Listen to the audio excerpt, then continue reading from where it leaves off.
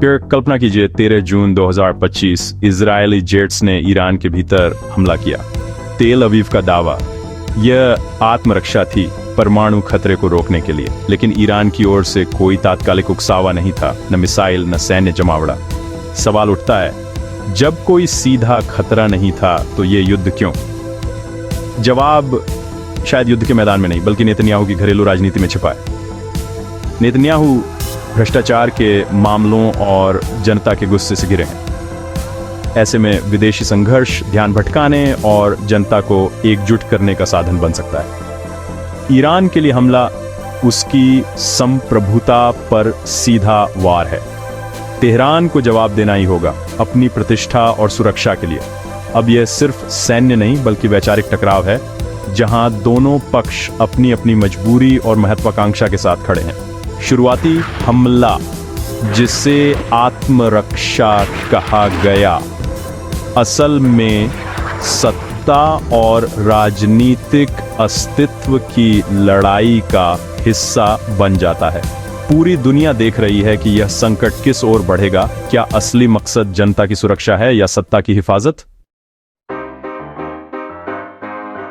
Israeli हमला अचानक नहीं था, यह महीनों की योजना ऑपरेशन राइजिंग लायन का नतीजा था। आईडीएफ ने पहले से ही रणनीति तैयार कर रखी थी। हमले का मकसद ईरान की वायु रक्षा को चौंकाना, परमाणु और सैन्य ठिकानों को निशाना बनाना। इजरायली हमले तेज और सटीक थे। ईरान ने तुरंत जवाबी मिसाइलें दागी। इजरायल की वायु रक्षा ने कई मिसाइलें रोकी, लेकिन कुछ ने नुकसान पहुंचाया। ईरान ने संघर्ष को बढ़ाते हुए कतर के अमेरिकी एयरबेस पर प्रतीकात्मक हमला किया। संदेश था कि अमेरिका भी सुरक्षित नहीं। 12 दिन तक दोनों ओर से हमले और जवाबी हमले चलते रहे। दोनों सरकारें अपनी अपनी जीत का दावा करती रहीं। युद्ध विराम के बाद इलाके में अस्थिरता और अनिश्चितता और बढ़ गई। मूल समस्याएं जस की तस रहीं। यह युद्ध दिखाता है कि सैन्य ताकत से समाधान नहीं बल्कि और जटिलताएं पैदा होती हैं। वर्सन अमेरिका का हस्तक्षेप रणनीति का हिस्सा था।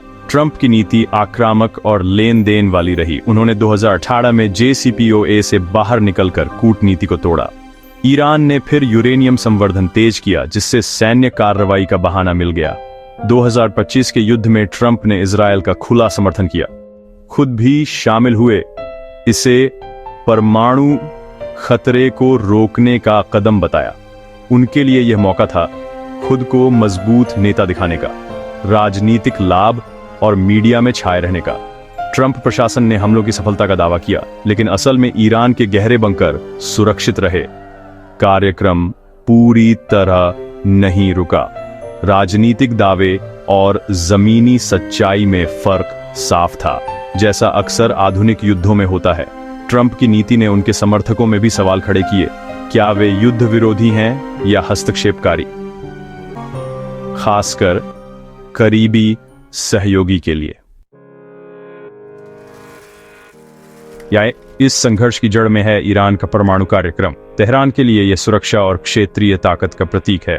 इजरायल और अमेरिका के खतरे के बीच परमाणु क्षमता ईरान के लिए अंतिम सुरक्षा गारंटी है।